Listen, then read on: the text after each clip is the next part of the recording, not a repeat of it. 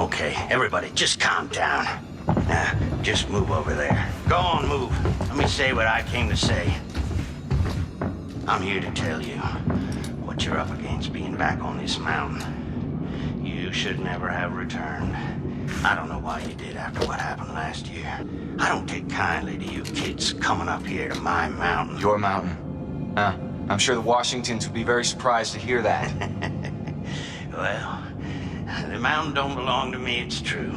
But it don't belong to the Washingtons. This mountain belongs to the Wendigo.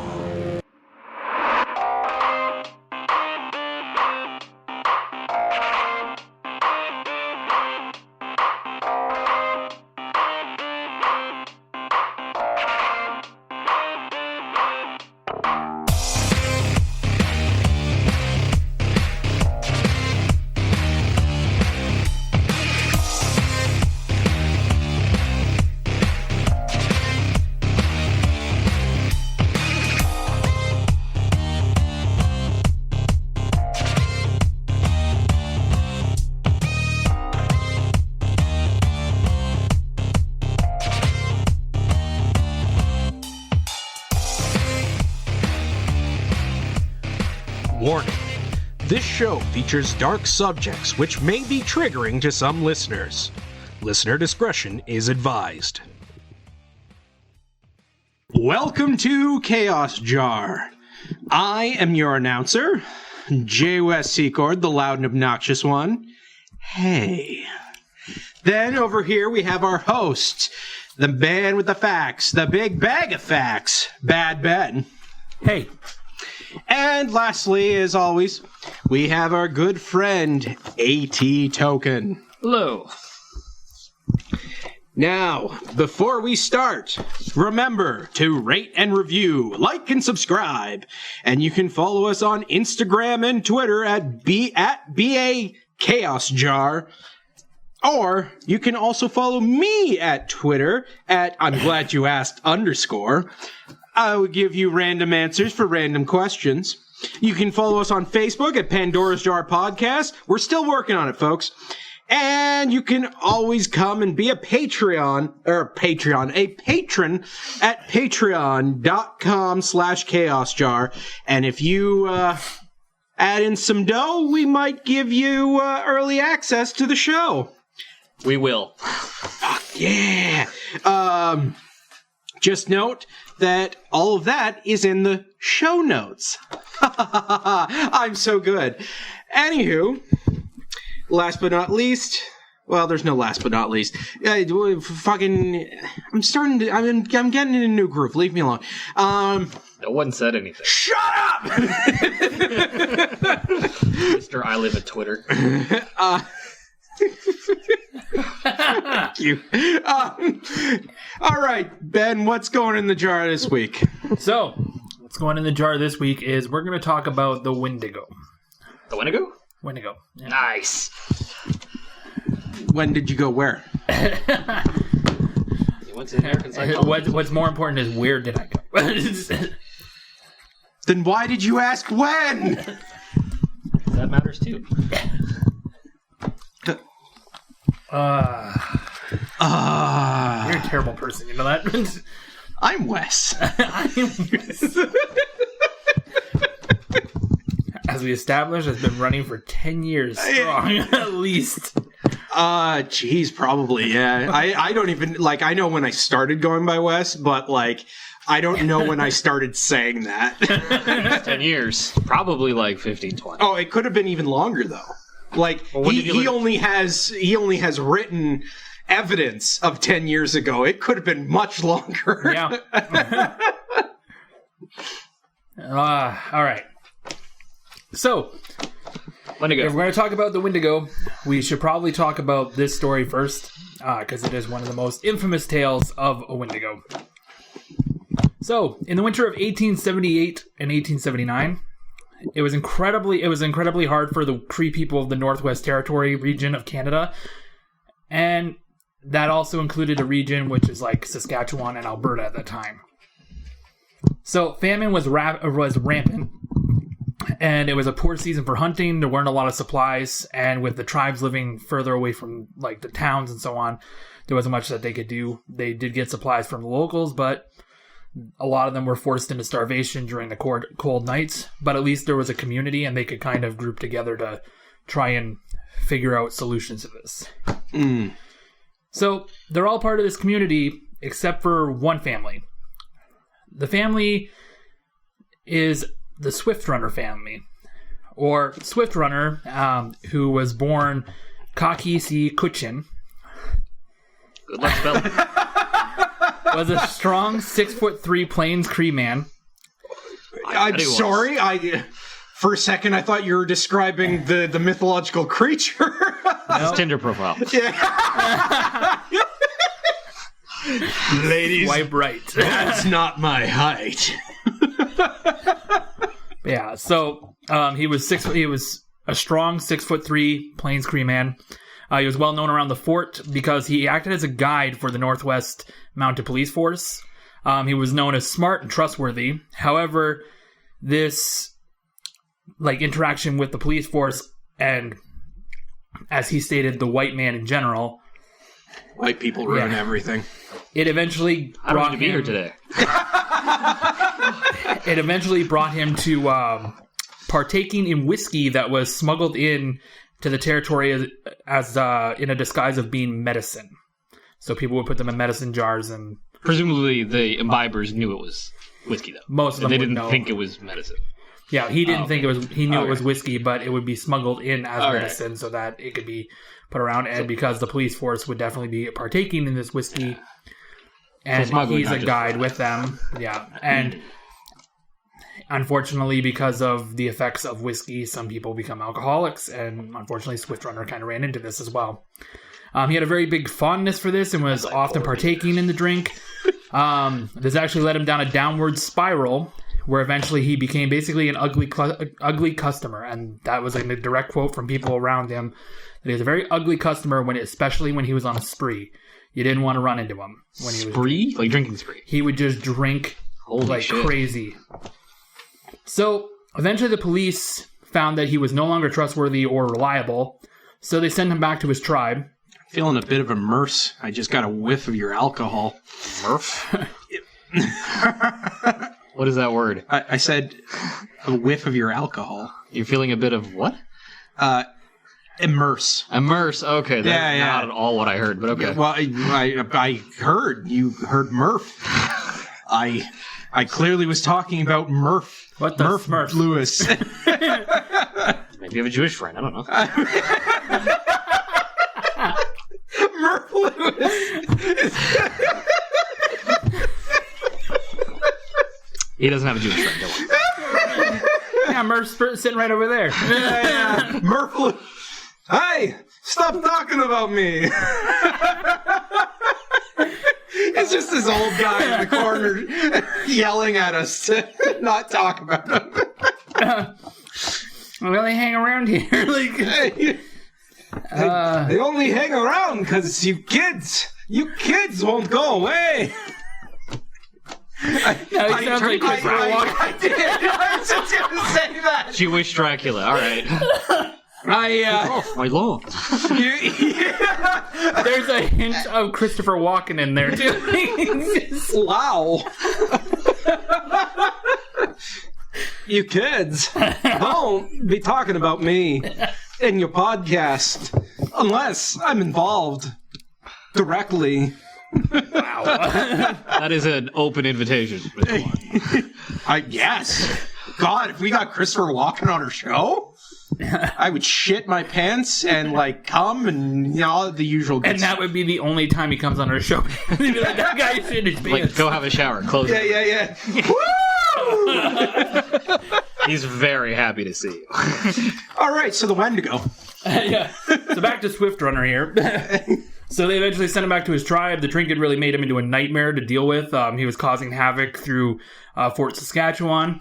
And this caused him to cause havoc as soon as he got back to his tribe. Now he's away from the drink and he's going through withdrawal. Or if he can get it, he's just causing hell in the camps. In fact, one of the chiefs actually described it as he would cause the camps to be hell, mini hells.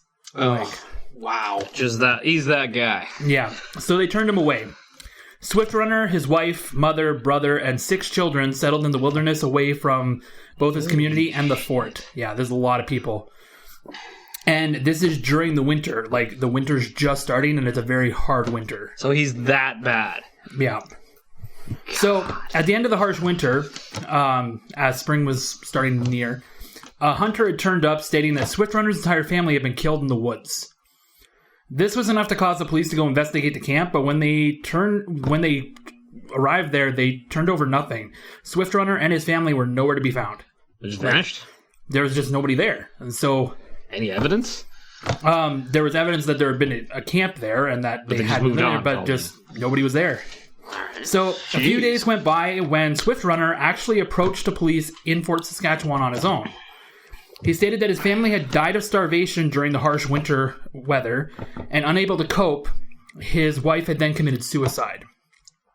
It was a really tragic story, but it was a really suspicious one.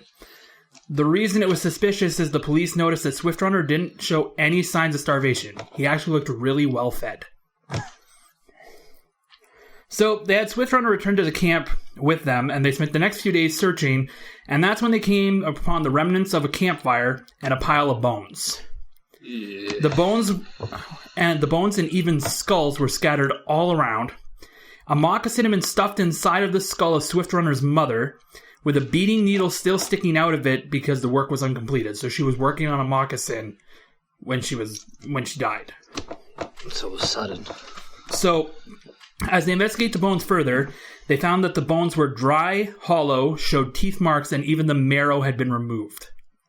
Jesus. After all the nutrients, huh? Yeah. Wow. He went for all of it. So, Waste not, want not. Swift Runner was tried... soup from those bones. Use all the parts of the animal. Jesus. Wow. I'm offended. So, Swift Runner was tried and convicted of the murder and cannibalism. Finally did it. And his sentence was to be the first death sentence carried out in the Canadian Northwest Territories.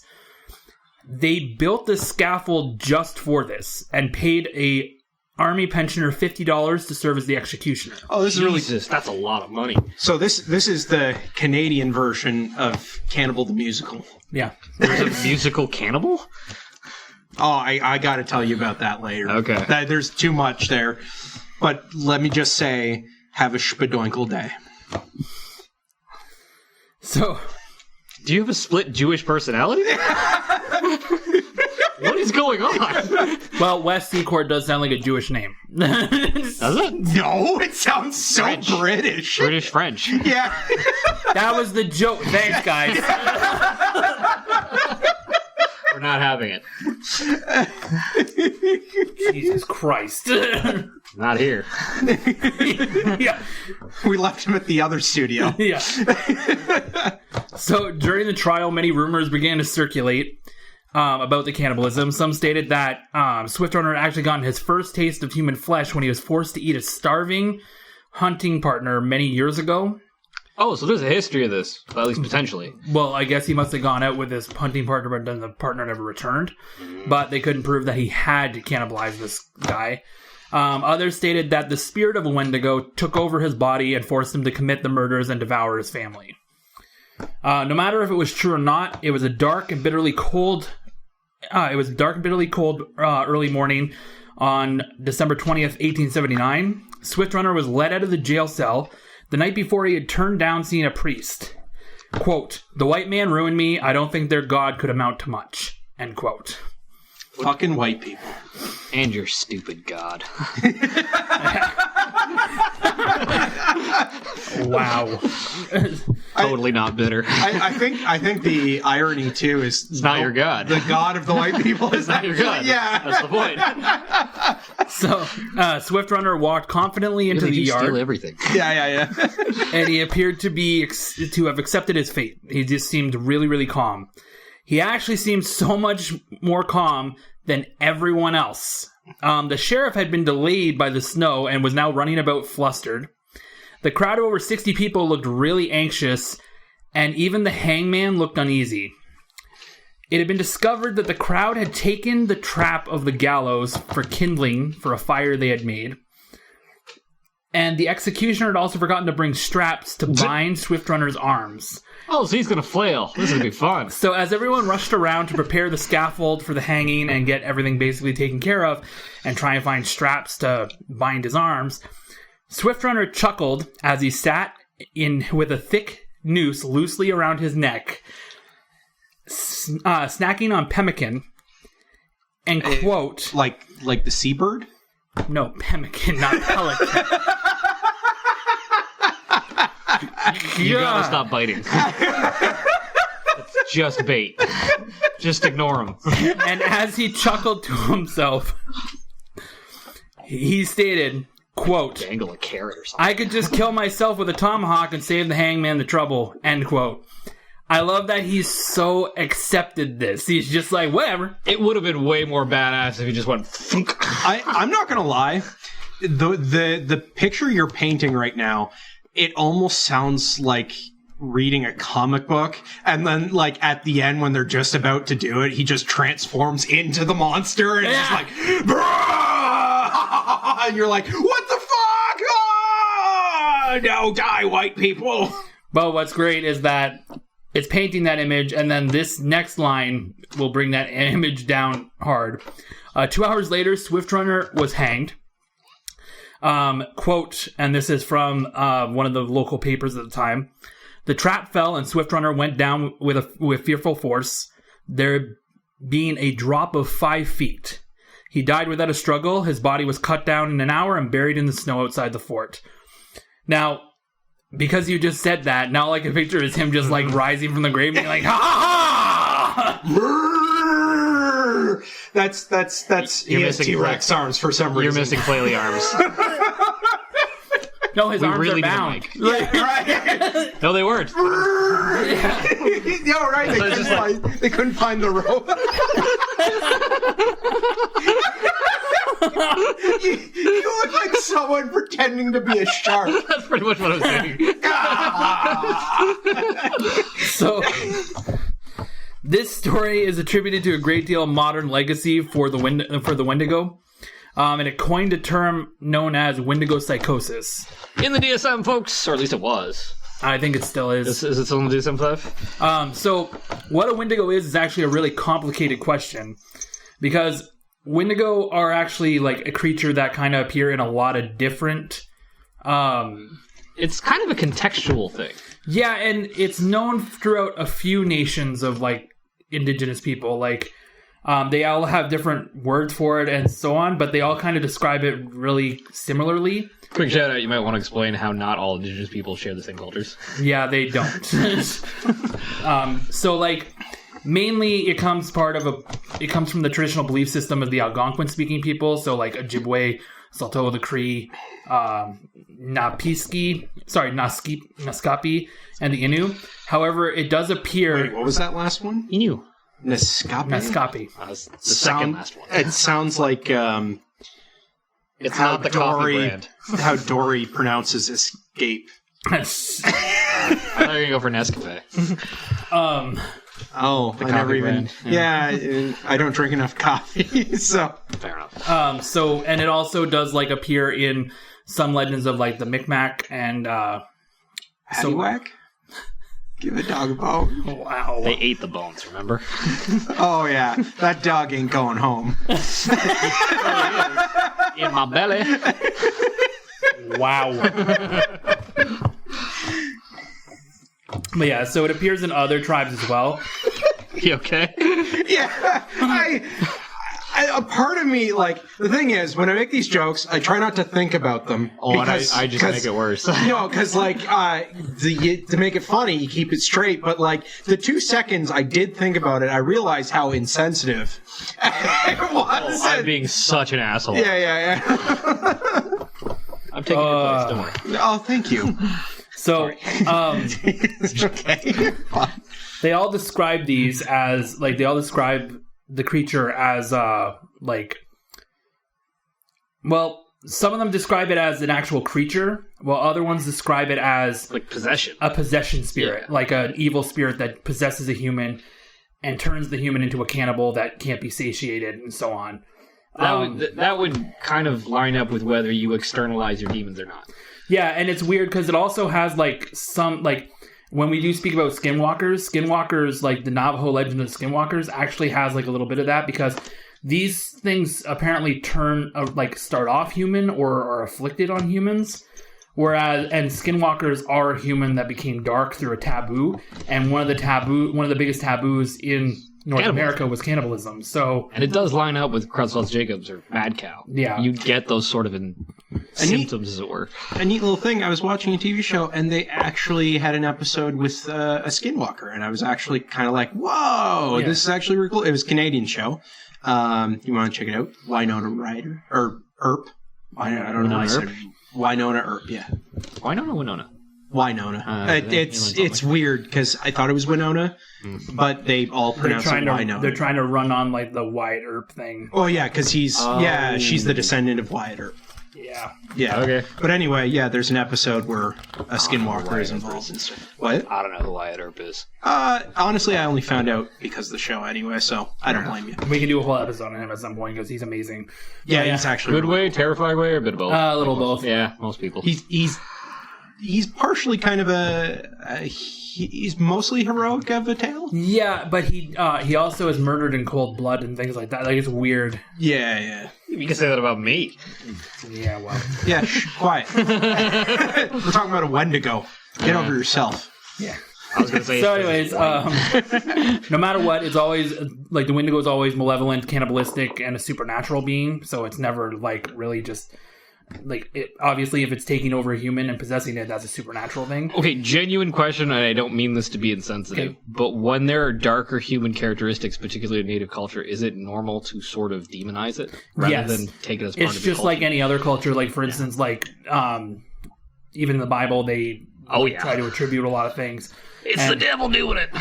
Well, it's not even just that. Certain lore that they have, like, for instance, not a lot of people know it, but in, like, the Christian Bible, you're not supposed to eat pork either.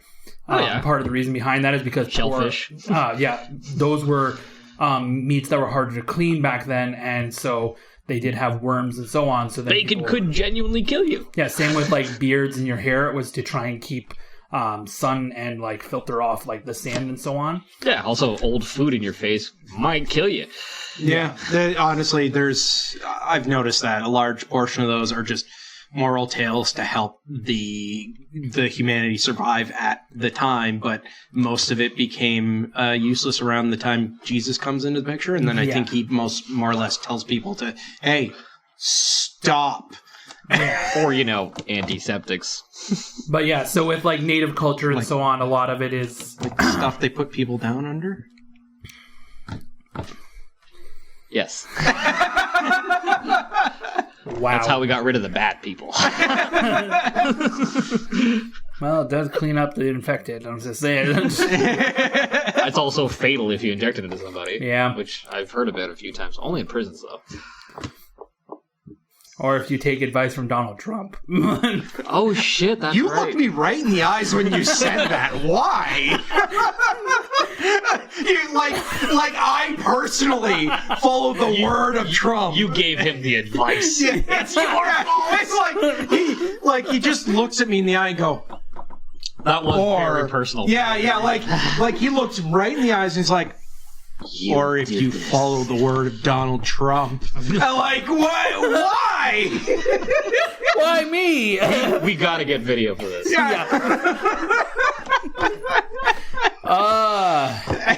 But yeah, so these, so like in a lot of indigenous folklore, though, it's trying to understand the world or like cause creation myths and so on, and so they explain things through. So, like, for instance, I think I told you guys about the Kitchikichwana one from where I'm from, where they explained the 5 bays by it was a giant who was angry that he killed his lover and grabbed the soil and whipped it out there, and that caused the 10,000 islands, but also caused the fingers. Like, it's weird. Oh, I mean, it makes a bit of sense. I actually didn't know about that one. That is actually really cool. Just imagine a tight... Except for the fact that his name sounds like a child's version of tag. Well, we could talk about that we could talk about that exact story in the overflow. I know that story by heart because it is a huge story from where I'm from. So. Oh, really? Yeah. Like, it definitely does sound like a titan or a giant. Yeah. And There's actually an island, like the biggest island out of all of them is called Giant's Tomb. And if you look at it from like outwards on the water, it actually looks like a sleeping giant. oh, that's really cool. Yeah. I kind of like that shit. I fucking love it. But yeah. So, but that's what it is they're mostly trying to explain to you, like they're trying to explain to the youth and try and figure out the world around them. And also, how do we suppress certain behaviors? Well, cause this, the Wendigo. The Wendigo is centered mostly around winter, the coldness, famine, starvation, and basically don't go into this taboo of eating people. It also warns against greed. It said that you can become a Wendigo if you're greedy. That's an interesting part. So avarice would give you roughly the same kind of personality traits. yeah. So, like I said, it can be a spirit that possesses you, or it can actually be an actual thing that once you've tasted human meat and you start this, then you become this creature. Like you'd actually morph into it. Yeah, and Basil H. Johnson, an Ojibwe teacher from Ontario, gives this description of the Wendigo. He actually put together a whole book of all sorts of different folklore creatures to try and... this is the description. The Wendigo was gaunt to the point of emaciation. Its desiccated skin was pulled tightly over its bones. With its bones pushing out against its skin, its complexion ash gray of death, and its eyes pushed deep into their sockets. The Wendigo looked like a gaunt skeleton recently disinterred from the grave. What lips it had were tattered and bloodied, unclean, and suffering from suppuration of the skin. The Wendigo gave off a strange and eerie odor of decay and decomposition, of death and corruption. There's other things that come from different regions as well, where they describe the Wendigo as having ice-cold skin, of having an ice heart. So once you've eaten a human, your heart turns to ice, or when you're freezing out there and you begin to do this, you start to turn cold. And that's just like pathetic fallacy. You just associate the darker parts of your environment. You know what's really cool is that description is actually because I actually do know a little bit about the Wendigo, but when I looked it up, that was the description that I found. Yeah. Believe it or not, that was actually really neat to have that sort of blast from the past there. Yeah, it's a really good one.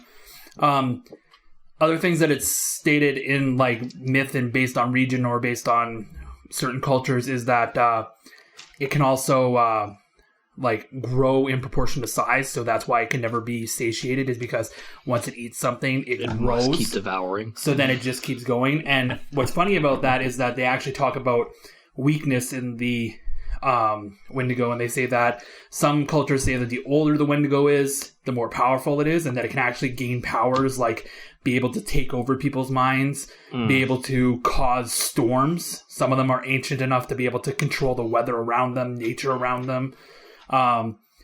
While others state that the older it is, the weaker it is. Which is what you think. Because it starves more, right? Yeah. Same with the smaller the Wendigo, the more powerful it is, while the bigger ones are less powerful because they're slowly weakening because they're growing and they don't have enough to keep that mass.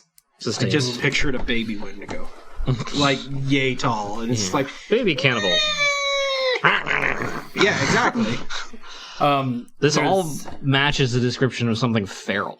Yeah, that's what the point is, that it's supposed to be, like, psychotic. However, they are clever enough to play mind games as well. Like I said, they can take over people's minds. There's actually stories... Same with a cornered animal, though. Yeah, there's actually stories, though, of them convincing people to come outside, and the people come outside and feel compelled to run with the Wendigo. What, like, and like they'll puppies play? Yeah, and they'll run through the snow with him. Okay. But then eventually they'll get tired, and when they get tired... No, when they get tired, the Wendigo will offer to carry you, and that's when it'll carry you off to be eaten. But it's kind of weird. That's kind of a weird thing that, like, and I think that was to try and keep people from running off into the dark and cold, like just getting lost. Yeah, you might encounter a Wendigo that just goes, "Hey, come run with me," and.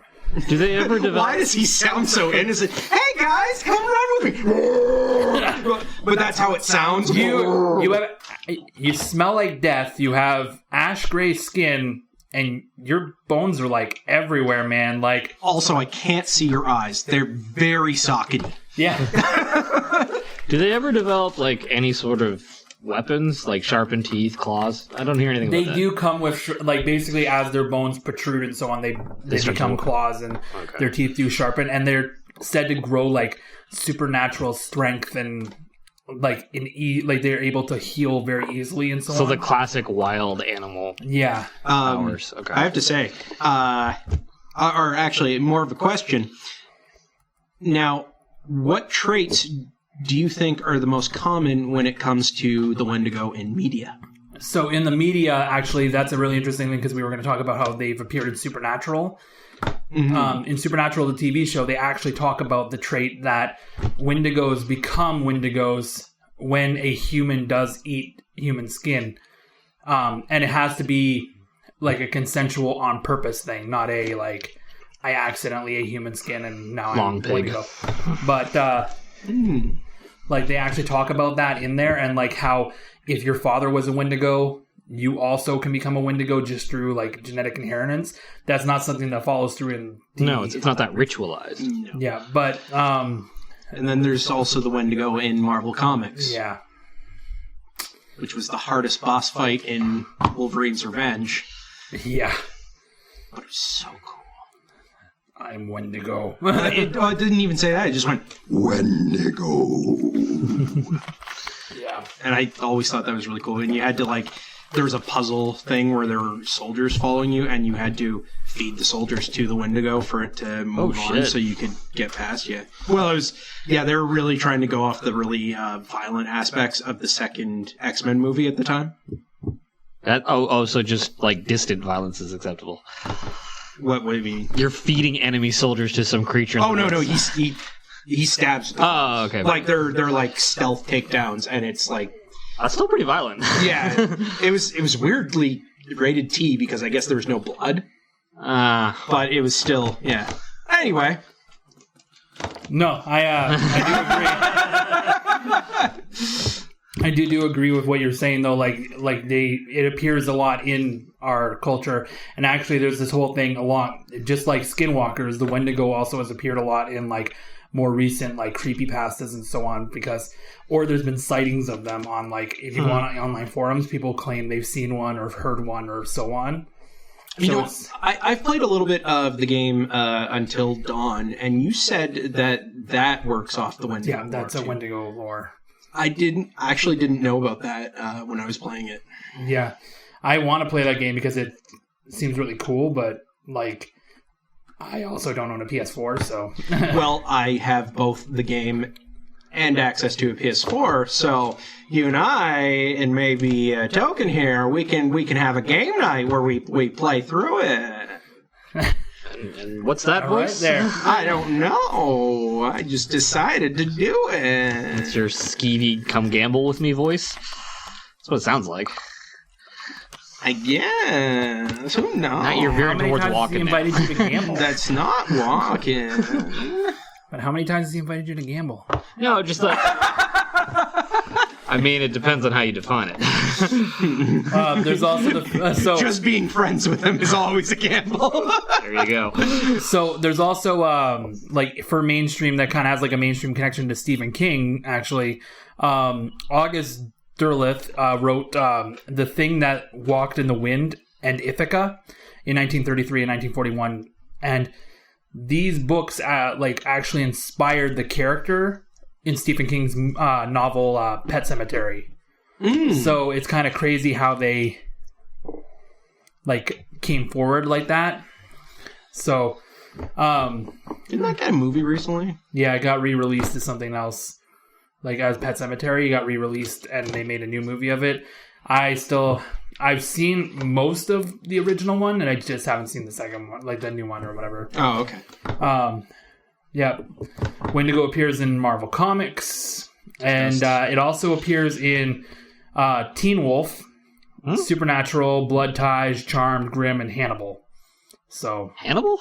yeah, Oh, that's an right. FBI profiler has a recurring dream and vision of Wendigo. Oh, yeah! Yeah, they there was a pop vinyl of it or something like that, and I was like, oh my god, I totally render. And here's a really interesting one. Here's a really interesting one for us. In the DuckTales Christmas special, Last Christmas, a Wendigo antagonist is described as one of the poor souls turned into monsters by obsession and desperation. Was that the new one? That's Or the That would be old- the old one. that would be the old one, yeah. Oh, okay. Because I think there was actually a one in the new series that was involving a Wendigo as well. So, another little tale that involves Wendigos, and it's funny because it comes from Canada as well, because the Wendigo does seem to mostly center around Canadian culture, but it also does dip into like Minnesota and some of New England. So, Or native. Yeah, but like Minnesota is basically the southern Canada. all right there. Come on, they legit almost have our stereotypical accent. Hour You know the in Middletown, USA. you know the I mean, Middle Dakota. Middle Dakota, Whatever. Canada, USA. But you know the I've already broached the scam. whatchamacallit, the how's it going, eh? Like that Minnesota They're just accent. missing the A. Yeah, the middle. They got the drawl, not the. Yeah, that's what I was referring. That's what I meant by stereotypical. But yeah, You they. just meant me. All right there, Token. Yeah. My job. Well, yeah, they're basically Canada. Okay. Hey, Minnesotans, you can tweet him. One of us. In all fairness, them. Alberta is our Texas. This is true. Because all Middle Dakotans just expect that. All about that oil. Anyways, so we are constantly taught Canadian law and religion and culture in Canada just town, idolize USA. them so much. Yeah, What's Canada's religion? Canada. No, it's about the Wendigo. That's it. We're talking about it right now. Whoa! Don't be greedy and don't eat people. Only fries and gravy with cheese. Yes. Yeah, you skinwalker. That's racist. Just a note, I hate gravy. Anyway, so And you're what about gravy? A gravy connoisseur. Yes. So, this tale is actually the tale of Zawano Gizhigobo Gaba, meaning he who stands in the southern sky in OG Cree, or Mesna Wetesno, which is Swampy Cree for stylish man. But he was given the name by the Hudson Bay Company because they used to hand out names to different people, like to different indigenous leaders. So just because he was wearing a stylish hat, they named him that? I'm guessing so. But Fucking white people. he was known... We like hats! He was known as Jack Fiddler. It's not a replacement for a personality. I feel like that's not true. I The feel like British this- do that in acting all the time. I feel like this is more about you. I will not wear hats. I shall not. I do actually own a couple nice hats. Yeah, it does. So, Jack Fiddler was an Ugima, which is a chief and shaman for the Anishinaabe people of the northwestern Ontario. He was actually specifically the Ugima for the Sucker tribe, which I think is amazing. The Sucker tribe? Yeah, it's Sucker Dundum. Do people take advantage of them often? I think they hire them out. So Jack was born near the Severn River in the 1830s or 1840s, and was the son of a respected religious and political figure. And I'm not even going to try and pronounce his name, but what it gets translated to is porcupine who stands sideways, which I think is amazing. Like stands on its hind legs, essentially? Stands sideways. No, that's What it. does that mean? Just stand sideways. Yeah. You don't have to understand. Anti-gravity porcupine? All right. It's just like it's standing on thin air sideways. So his father was actually from an eastern tribe, but had been adopted by the Cree people when he had moved into this territory. So from the Ojibwe Cree people. So he made it. So our man Jack here actually managed to emerge as a leader of his own right after his father had passed away, and he kind of became it because there was a very large scarcity of furs from overtrapping, and the Hudson Bay Company had actually begun turning away or moving trading lodges further away from these people, so it would become even more isolated, so it was harder to get supplies and trade for. They were losing their industry. Yeah. So he started doing kind of like some skirmishes against them and tried to like get some dealings going. Oh, wait, like he started a war almost? No. He would try to go and like basically negotiate with them. Okay. And if he couldn't, he would just take supplies, and it made him notable. Yeah, I got a little confused with the word skirmish as well. So he's a bit of a bandit. Yeah. Okay. Due to how the Hudson Bay Company HBC labeled the groups of indigenous people, they would give English names to fit them. So of course, Jack Fiddler became Jack Fiddler, and his brother Pesakin became Joseph Fiddler. Oh, it's worth noting, for people who don't know, HBC was basically a fucking criminal cartel back then. They're Yes. not nice people. So Jack here had 5 wives: Kasawasik, Nawasawiv, Nokam. Nope. She was very silent. She could never be satisfied.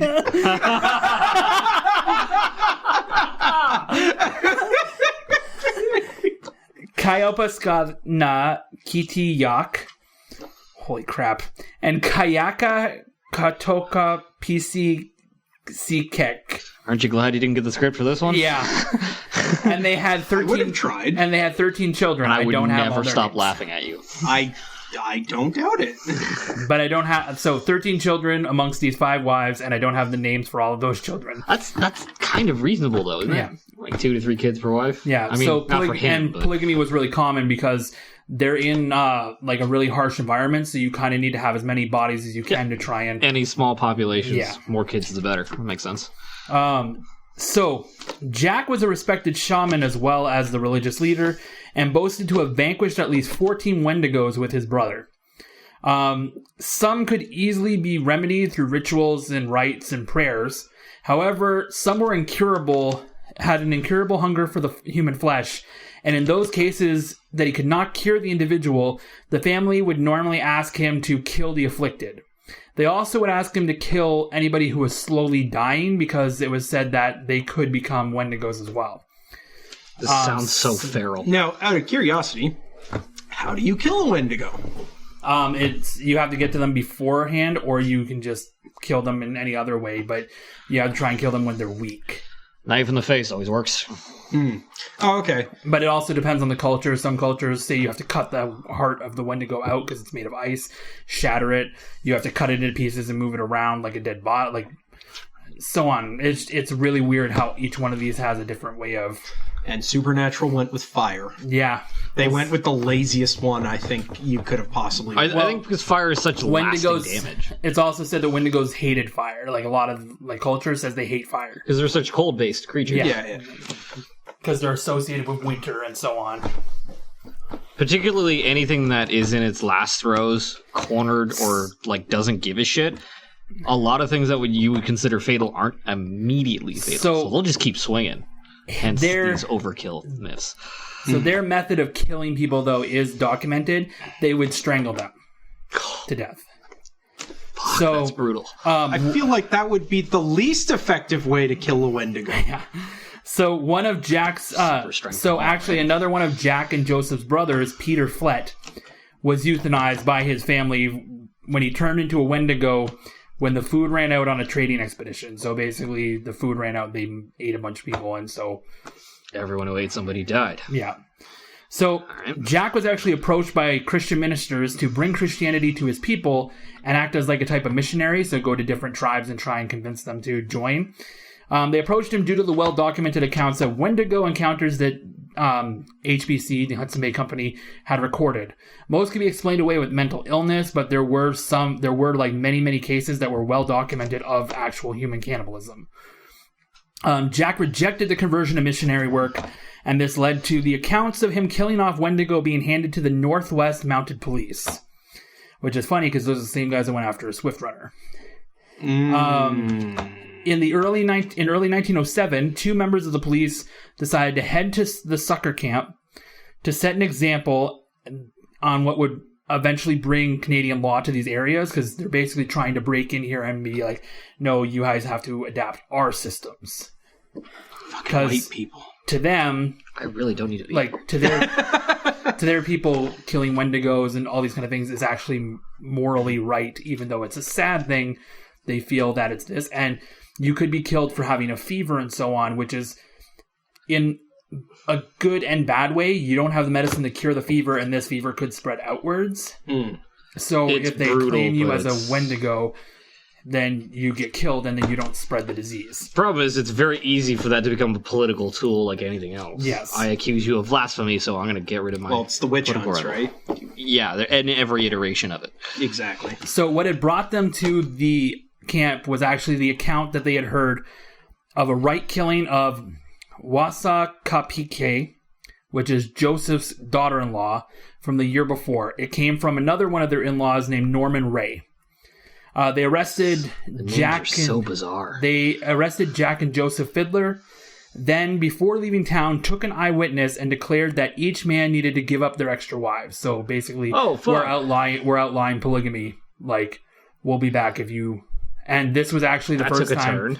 Well, this is also the first time that a lot of these people in the camp had ever seen white people before. They'd never seen a white man. And they suddenly demanded their entire cultural shift. Yeah, they come in and take away your leader and your leader's brother, take away an eyewitness, and then... That's some seriously sketchy shit. Yeah. So, the brothers were held at Norway House until Jack Fiddler escaped on September 30th. They had been held there for 15 weeks, and they had tried to make the claim that they weren't being held, they couldn't be held responsibly because this is part of their traditions. However, the Canadian court wanted to make an example of them. So, no, we will not do this. We're not going to let you go. How Jack actually got away was the guard who was assigned to watch him managed to get distracted by something long enough for Jack to run into the bush and basically be lost in there. He just bailed? Right. Yeah, so a small hunt for him was ended when they found him hanging in a tree from an apparent suicide. Damn. Joseph Fiddler still went to trial. Angus Ray, who was another eyewitness, testified that that Joseph's daughter-in-law had been killed while in deep pain and incurably sick, and it was part of a custom that the Canadian law did not see. When they pressed on the issue of Wendigos, Ray admitted that it is a belief amongst his people, and that Jack and Joseph were the ones who were usually asked to euthanize very sick people and prevent Wendigos. Does Canada have euthanasia now? I don't think so. It kind of does, but kind of doesn't. It's kind of a gray area. There's a whole case that we can cover on that as well. Okay. There was pleas for mercy and so on his behalf, but he was convicted and sentenced to death. And that all came in 1909. That all came about in 1908. So conceivably, these people could just be their heirs Kevorkians. Yeah. So there was further appeals to secure his release, and actually there was an order for his relief because he was supposed to be sentenced to death in 1909, but it was pushed back because of these appeals. Okay. And one of the appeals was successful in getting him to be granted his freedom. Hey. However, it was too late. They hadn't executed him, but he had died in prison of an infection in 1910. I'm not gonna lie, when you said got pushed back, I expected the next part of the sentence to be because of COVID-19. And I'm just so used to that term, or that collection of words to put together in a sentence. So he was arrested in 1907, but 2 years later, due to COVID, he died. And we all thought COVID was a recent disease. Whoa! Yeah. Conspiracy! The problem with that is you're just going to blame natives for that too now. Yeah. So without their prominent leader, the people of the Upper Severn Valley had no choice but to accept the government rule. Robert Fiddler, who was Jack's son, signed an addition to Treaty 5 as chief of Deer Lake Band in 1910 and chose to settle at Deer Lake Reservation. Several families, including the Fiddlers, were moved to the Sandy Lake and became part of Treaty 9. And now a lot of Jack Fiddler's descendants actually live in Sandy Lake while others live in Deer Lake, or North Spirit Lake. And some do live in other reservations like Island Lake in Manitoba. But they all live along the Severn River. Are they very insular communities? Or they just don't... Yeah, essentially. And I think that because of who their descendant is, like Jack and Joseph Fiddler, they're probably either trying to escape that thing. I don't think anybody knows about it, to be honest. You'd be surprised. There's a lot of common knowledge. Fair enough. I mean, I feel like you go to a city and that shit vanishes. Yeah, so that's Wendigos. There actually is the Athabascan people actually have one called the Waluge that is very similar to the Wendigo because it is a carnivorous creature and so on. But it actually is more enlightened instead of insane. So it is much more clever, and it's not just a psychotic cannibalism. It's actually like a targeted cannibalism. Like, so more cunning than enlightened. Yeah. Enlightened suggests it got good. I don't think it's a Buddhist. Well, it became aware.